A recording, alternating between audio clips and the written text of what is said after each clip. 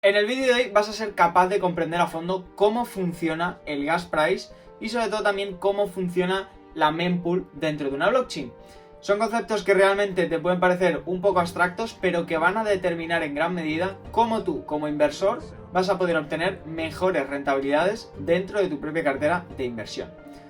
Vamos a comenzar con esto del gas, ¿no? ¿Qué es el gas? ¿Cómo funciona? Bueno, no es el gas tradicional que conocemos en nuestro día a día, sino que realmente es un gas que funciona dentro de las blockchains, dentro de estas soluciones de Web3. ¿Cómo funciona el gas price? Muy sencillo. El gas es una comisión que nosotros vamos a tener que pagar como usuarios por la red cuando estemos ejecutando una transacción. Digámoslo así, es esa pequeña comisión que cuando hagamos algo pues nos van a cobrar por ese trabajo que tienen que ejercer por detrás los nodos validadores.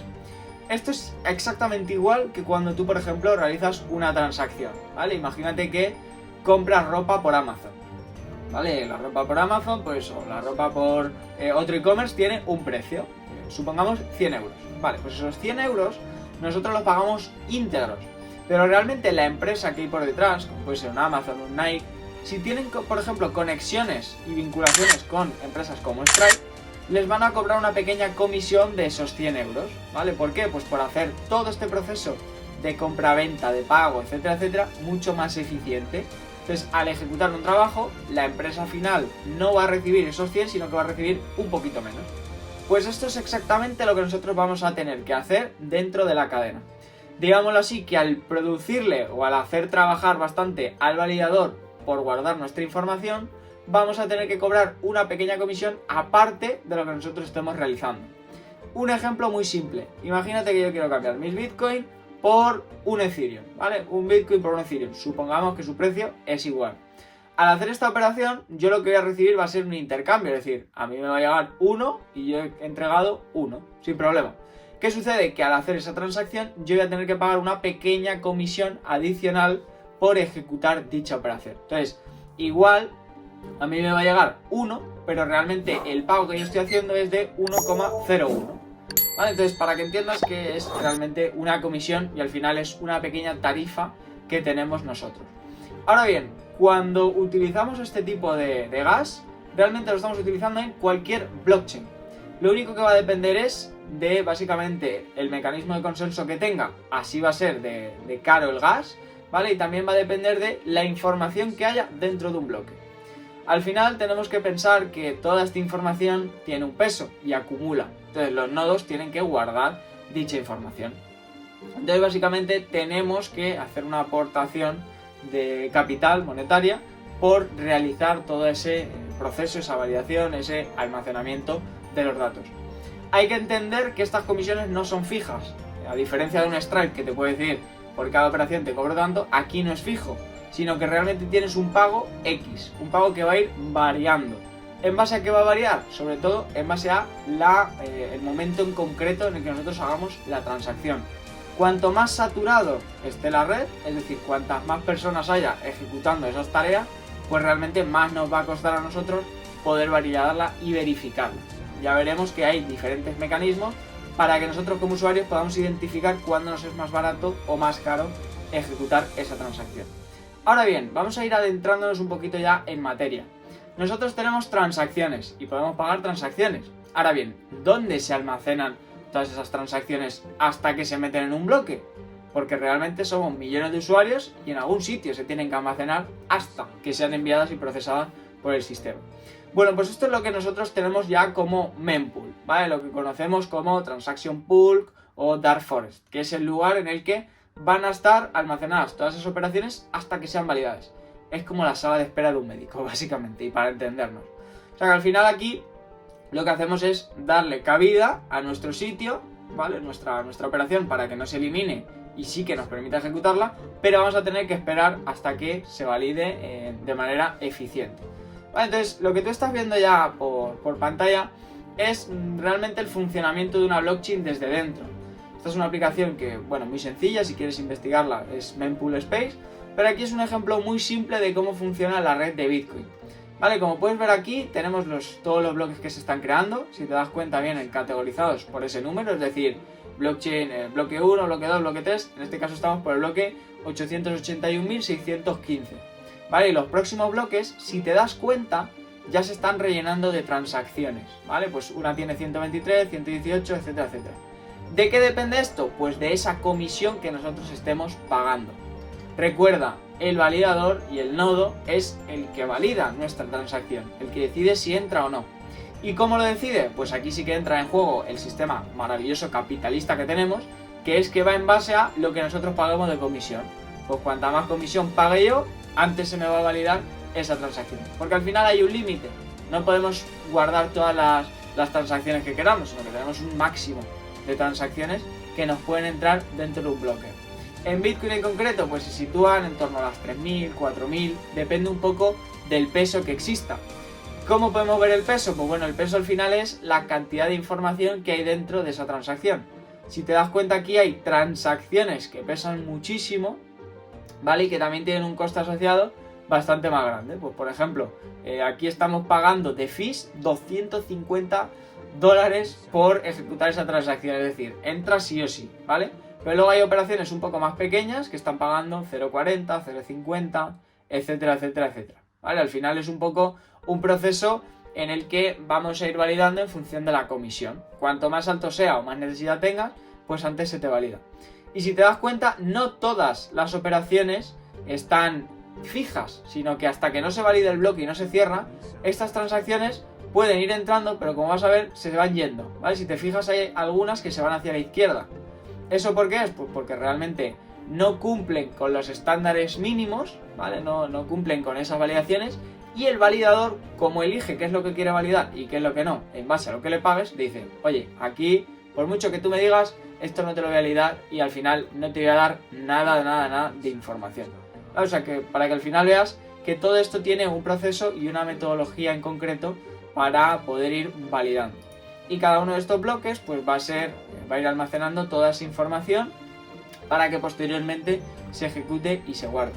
Aquí puedes encontrar más información, simplemente es que tú empieces a curiosear el cómo funciona. Puedes ver transacciones en concreto de una persona para ver cuál ha sido el flujo que ha tenido, los inputs, de dónde viene, hacia dónde va, etcétera, etcétera, ¿vale? O sea, puedes ver todo el historial de operaciones, porque ya decimos que esto es público, la única diferencia es que tú no sabes exactamente quién es esta dirección, ¿vale? Pues simplemente sabes que sí que se ha ejecutado, ¿vale? Inclusive aquí también pues puedes ver información también un poquito detallada de todas las operaciones que ya ha habido. Por ejemplo, si vas a bloques anteriores, pues puedes ver lo que se espera, el expectancy block, con el bloque actual, ¿vale? Pues al final ves un poco también todas las fees que se han pagado, que van al minero, recordadlo, son beneficios que van al minero, el peso total de ese bloque, que siempre vas a ver que es de 4 megabytes, weight unit, que se llaman, que es como la unidad equivalente de peso, ya lo veremos más en detalle, y el número de transacciones totales que ha habido. Pues en unas puede haber menos, en otras puede haber más,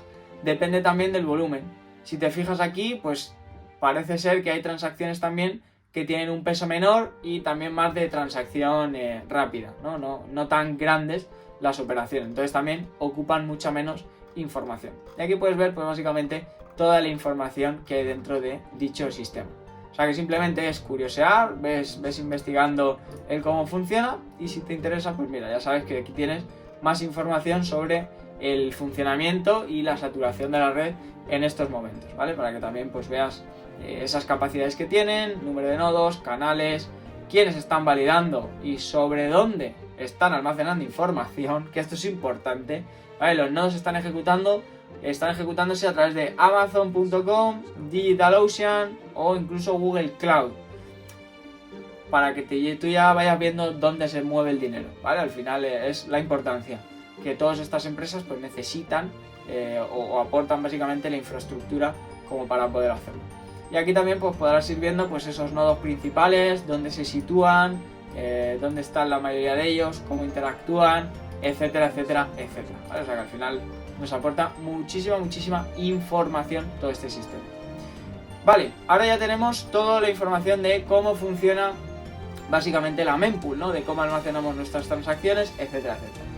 ¿Qué puede pasar? Que podemos tener situaciones en las que si la sala de espera se encuentra muy llena, puede que nuestras transacciones no se lleguen a ejecutar nunca, ¿vale? Es decir, nosotros pagamos una comisión, pero realmente es una comisión baja. ¿Qué sucede en este tipo de casos? Pues muy sencillo. En la mayoría de operaciones que se dan este suceso, puedes hacer dos cosas. Uno, dejarlo parado, ¿vale? Es decir, no hago nada, la transacción se me pierde. ¿Por qué? Porque el validador nunca quiere cogerla, porque es muy barato. Entonces, si no tienes prisa, ok, pero si tienes prisa, pues igual no es lo que más te conviene hacer en estos momentos.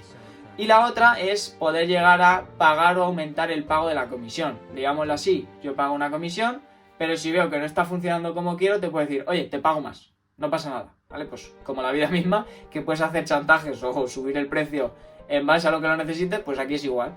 Puedes subir a golpe de clic esta transacción. Como ves en pantalla, es muy sencillo. Cuando tú ejecutas en tu propio, sobre todo MetaMask, puedes aumentar o seleccionar esa transacción, cómo se está ejecutando, y puedes aumentarle la cantidad que quieres que se te ejecute para esa comisión. Así que así se te ejecutaría. En el caso de que tengas una operación perdida en el limbo y que no puedas hacer nada con ello, tienes otra opción. Vamos a verlo básicamente cómo funciona todo esto dentro de lo que es la parte de la mempool.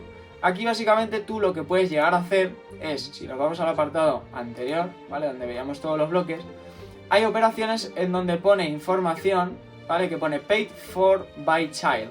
Esto lo que quiere decir es que si tú tienes una transacción que se ha perdido, puedes ejecutar otra nueva transacción totalmente diferente, y así lo que va a hacer el minero es interpretar, ¿vale? Que esa información a su vez antes tenía otra operación tuya que no ha verificado. Entonces, digámoslo así, pagas por esas dos comisiones anteriores y ya sí que el validador sabe que estás ahí. Como decirle, que estoy aquí, valídame esta transacción. ¿Vale? Entonces aquí lo que dice el pay by child es básicamente que el hijo está pagando por la comisión que hizo el padre. O sea, yo hice la comisión, no se ejecutó correctamente y ahora hago una nueva operación con más comisión y ya sí que me ejecuta la anterior porque ha sido capaz de verlo. O sea que al final es un poco un funcionamiento simple, pero para que tengas en cuenta cómo funciona todo esto, ¿vale? O sea que al final es bastante útil el entender este sistema. Bien, ahora que ya has entendido cómo funciona la mempool, cómo se almacena esta información, todas las redes tienen lo mismo, la única diferencia es que en función del mecanismo de consenso se van a ejecutar más rápido o no estas operaciones. En Bitcoin ya vemos que es cada 10 minutos, en Ethereum a lo mejor son cada 10 segundos, en Solana cada milésima de segundo, etcétera, etcétera, etcétera. Ahora, retomando un poquito el tema del gas, ¿no? Porque es importante todo esto que hemos hablado de las comisiones dentro de este sistema. ¿Para qué se usa el gas? Bueno, pues ya hemos visto que es para pagar transacciones, pero sobre todo se ejecutan por una razón de seguridad. Si nosotros no tuviésemos que pagar operaciones, podríamos llegar a ejecutar multitud de operaciones simultáneamente para tirar una infraestructura. Te pongo un ejemplo. Imagínate que tú estás trabajando con tu sistema tecnológico o con tu aplicación, ¿vale? Y de repente entran a tu e-commerce 10.000 personas. Si tu infraestructura no es la correcta, tu aplicación se va a caer, tu web se va a caer y vas a decir, ¿qué ha pasado? ¿Por qué no me funciona si antes me estaba funcionando? Pues esto es exactamente lo mismo. Entonces, lo que aquí decimos es, si tú quieres hacer una operación, vas a tener que pagarme. ¿Por qué? Porque esa información tiene un coste, tiene un almacenamiento y al final los nodos se hacen cargo de todo ello. Entonces, si tú tienes que pagar, estás reduciendo muchísimo esa barrera, bueno, más bien aumentando la barrera de entrada a posibles ataques de denegación de servicios. Entonces, digámoslo así, a mí ya no me sale eficiente atacarte si te tengo que pagar. Es decir, yo quiero hacerte un hackeo y te voy a pagar muchísima cantidad de dinero para meterte transacciones que realmente no son válidas. Entonces, como esto no sale eficiente, la gente no lo hace y es más difícil que se produzca un ataque de este estilo simplemente porque tienes que pagar ese gas. Entonces, digámoslo así, el gas también va a venir determinado por el tipo de operación que nosotros estemos haciendo y lo saturada que esté la red. Vale, tenemos una serie de gas de máximos y mínimos que van a ir en función de una serie de estándares o limitaciones. Es decir, si yo meto información de un NFT, ¿vale? Pues en la blockchain también va a tener más peso. Entonces, si toda esa información va aumentando de peso, ¿qué es lo que sucede? Pues que al final va a estar todo más saturado porque entran menos transacciones en un bloque y por consiguiente va a estar muchísimo más cribado todo. Tengo que pagar mucha más comisión, ¿vale? Entonces al final no me sale rentable tampoco saturar a la red. Ya hemos visto caídas de la red, pues por ejemplo en Solana. ¿Por qué? Pues porque había muchísimas transacciones, no era capaz de sujetarlo y al final se caía y no era sostenible. O incluso habrás llegado a ver transacciones en Ethereum, si no te ha pasado ya, en donde tenías que pagar 30 pavazos por poder ejecutar una operación. O incluso en Bitcoin ahora mismo, si lo haces por la red original de Bitcoin, a lo mejor pagas 50 euros por hacerlo en un momento de saturación. O sea que al final es algo que realmente no nos interesa a ninguno el saturar la red, más allá de hacer las cosas que realmente necesitemos.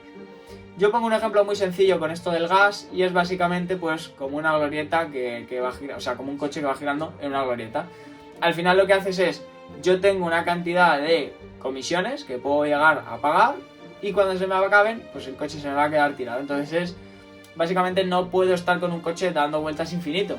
Puedo dar vueltas hasta que a mí se me acabe la gasolina. Pues esto es igual. Entonces protegemos a los delincuentes, beneficiamos a los validadores y a nosotros también ejecutamos solo aquellas operaciones que nos sean de relevancia y de interés, para no saturar absolutamente nada. Por lo dicho, da igual que envíes 10, 100 o 2 millones de Bitcoin. De lo que depende sobre todo es de la capacidad que tenga un bloque y de lo saturado que vaya a estar, ¿vale? O sea que al final es algo relativamente sencillo de entender. Aquí te voy a mostrar ahora un poquito por ejemplo, cómo puedes traquear ese sistema de gas, ¿vale? El gas que hemos dicho pues va variando de precio en un momento u otro. Por ejemplo, en Ethereum va cambiando cada vez que se genera un bloque, cada 30 segundos aproximadamente. Y aquí tienes el coste aproximado que tiene realizar una transacción ahora mismo, ¿vale? Pues, como digo, tienes como diferentes tiers. Oye, ¿quieres hacerlo lo más barato posible? Vale, pues vas a pagar 3.092 GWay, que es como su equivalencia más de 10 elevado a la 18, ¿vale? Es una forma como si dijésemos en vez de euros, pues centavos, ¿vale? Son unidades monetarias más pequeñas. Esto si lo elevamos a 10 elevado a la 18, ¿vale? Pues al final es la cantidad de ETH que nosotros tendríamos que pagar. Que en este momento concreto, esos GWay equivaldrían a 0,18 dólares, ¿vale? Que serían 0,0001 BTC, por ejemplo, ¿vale? Para que lo entiendas. Entonces, en función de la comisión que tú vayas a querer seleccionar, una vez hagas la operación, te va a costar más o menos.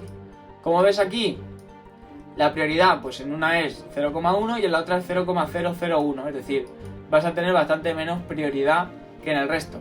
No obstante, no es una hora saturada, por lo que la operación se te va a validar prácticamente en un minuto, la vas a tener validada. Sin embargo, si pagas el alto, pues ya sí que ves una eficiencia en cuanto a 30 segundos, una disminución de casi el 70% del tiempo. Vale, y aquí tienes un poco del funcionamiento y del costo que tiene realizar ciertas operaciones. Pues lo que hemos dicho, los swaps es lo más útil que se suele utilizar, pues más o menos el coste promedio que suele tener, y los NFTs, si te das cuenta, al ser un tipo de operación más cara y de más peso, pues también lo vas a ver reflejado en todo lo que tiene que ver el costo dentro de la red. Y aquí pues bueno, vas a poder ir traqueando un poco cómo ha sido el coste de ese gas a lo largo del tiempo. Pues bueno, lo más útil suele ser en España ahora mismo realizar operaciones de noche y de madrugada, es cuando menos impacto tiene. ¿Cuándo tiene más impacto? Pues sobre todo cuando la mayor parte del mundo está despierta, pues que suele coincidir con las 3, 4, 5 de España, donde América se está levantando, China se está acostando y nosotros estamos en el punto medio. Pues ese suele ser el momento un poco más cumbre de todo y donde está más caro todo y más operaciones se ejecutan también las empresas. O sea que ya ves que realmente aquí también lo vas a poder traquear muy bien todo. Y por último me gustaría enseñarte una aplicación, ¿vale? Que es más como dato curioso, que es TXCity, ¿vale? TXCity pues aquí lo que te permite es que tú puedas ver, interactuar un poco, esto más a nivel, bueno, pues para que tú veas un poco cómo funciona todo, que se basa básicamente en ver cómo se están ejecutando las transacciones en este momento. Digámoslo así, que es algo bastante eficiente o bastante útil en cómo se están procesando, ¿vale? Aquí vemos un comparativo de Ethereum con Bitcoin y estamos viendo cómo se va llenando ese bloque de transacciones, ¿vale? Es un poco lo que hemos visto en la mempool, pero aquí, bueno, un poquito más animado con todas las personas que están esperando porque han pagado poco o con las personas que están pagando más, ¿vale? Y tienen preferencia y entran antes en toda esa cola. Y en Ethereum, ¿cuál es la gracia? Pues que puedes ver también desde dónde están viniendo todos esos usuarios. Pues oye, de Uniswap, de Arbitrum, de Linea, de, yo qué sé, de OneInch, etcétera, etcétera, ¿no? O sea, al final te permite visualizar mucho más fácil todo. Y si te das cuenta, la gente se sube más rápido a Ethereum que a Bitcoin. Ahora, si hicieses el cambio, por ejemplo, con Arbitrum One, ¿vale? Pues vas a ver que aquí las transacciones van muchísimo más rápido. ¿Ves? Todas se están ejecutando prácticamente al instante. ¿Por qué? Bueno, pues porque es otro mecanismo de consenso, es más eficiente y es más rápido. Entonces permite que las transacciones vayan de una manera más efectiva y más rápida. Así que como ves, sí que te ayuda muchísimo el saber este fee, porque al final lo vas a pagar tú como usuario. Cuanto más saturada la red, más pagas. Entonces no te conviene que la red esté saturada. Y vas a evaluar otras alternativas y otras soluciones. Por otro lado, si creas casos de uso blockchain, lo que te puede llegar a salir más rentable es crear casos de uso blockchain en función de tu propio caso de uso o modelo de negocio. Como digo, si es más seguridad, pues igual te convienen blockchains más lentas, pero más a paso seguro. Y si buscas microtransacciones, escalable, trades, gaming, cualquier cosa de esas, pues tienes que optar por soluciones y blockchain que tengan comisiones mucho más bajas. Yo como usuario, si tengo que hacer un juego de gaming y tengo que intercambiar de media 10 operaciones, pues no voy a pagar por cada operación 10 euros, porque no lo voy a hacer nunca. Lo puedo hacer una vez, me puedo equivocar y ya no vuelvo a tu plataforma. Sin embargo, si tú me cobras menos de un céntimo, como por ejemplo en Polygon o en Uniswap, cuando estás interactuando con Arbitrum, con Optimism, etcétera, etcétera, ahí puedo hacer las que yo quiera, porque no es un costo significativo, ¿vale? Entonces, diferencia entre el precio y sobre todo el coste que tiene ejecutarlo en una blockchain en concreto que tenga más capacidad o menos en cuanto a procesamiento de transacciones. Dicho esto, espero que te haya gustado y nos vemos en próximas clases.